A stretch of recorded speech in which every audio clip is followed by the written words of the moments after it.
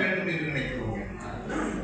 மாண்புமிகு நீதியரசர்களே, குற்றம் யார் செய்தாலும் எவர் செய்தாலும் என் நிலையில் செய்தாலும் அது நிச்சயமாக விசாரிக்கப்பட்டு தண்டனை வழங்கப்பட வேண்டும் என்பதுதான் நீதி என்று தாங்கள் நேற்று சொல்லியிருக்கிறேன். அது மட்டுமல்லாமல் இன்றைய உலகத்திலே ஒரு தவறான போக்கு இருக்கிறது.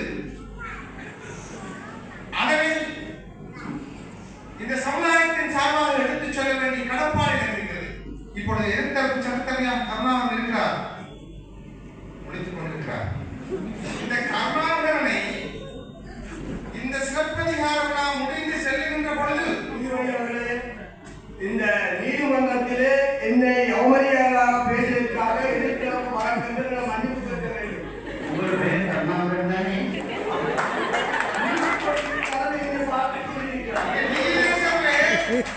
தூங்கிக் கொண்டிருக்காம முடித்துக் கொண்டிருந்தாங்க.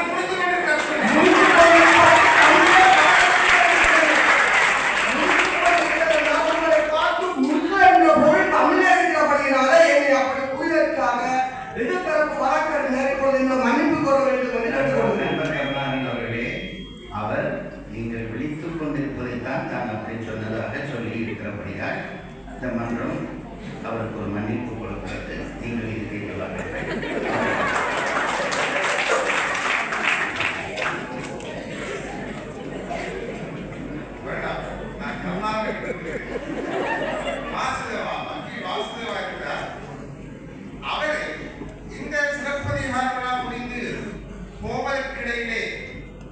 சிறைக்கு அனுப்ப வேண்டும் என்று யாராவது ஒரு பெண் நினைத்தால்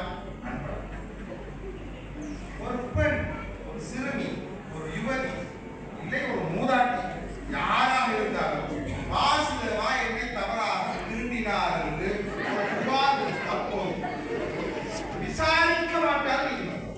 காவல்துறை விசாரிக்கிறார். ஒரு பெண் முறைப்பாடு செய்தால் அது ஆணைத்தான் குற்றம் இருக்க வேண்டும் என்று இந்த சட்டம் முதலில் கருதுகிறது, கைது செய்கிறது. அதற்கு பிறகுதான் விசாரித்து இல்லை நிரபராக நிரூபிக்கிறது.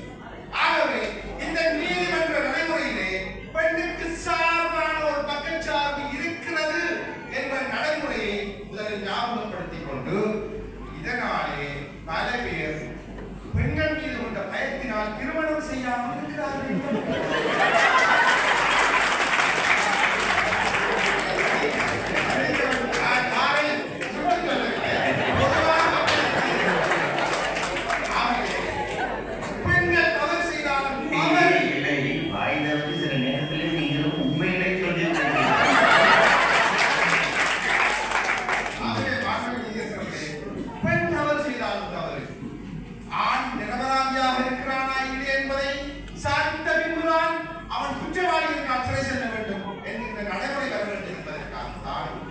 இந்த சிறப்பாக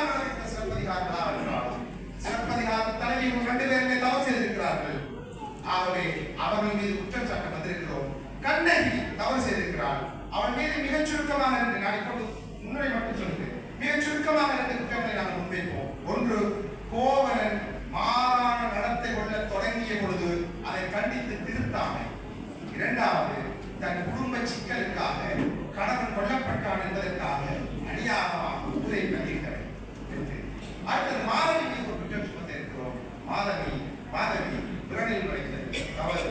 இந்த 3 அடிப்படை குற்றங்களையும் எங்கள் சார்பில் நாங்கள் கொடுக்க விரும்புகிறோம் என்பதை தமிழுக்கு நான் சமர்ப்பிக்கிறேன்.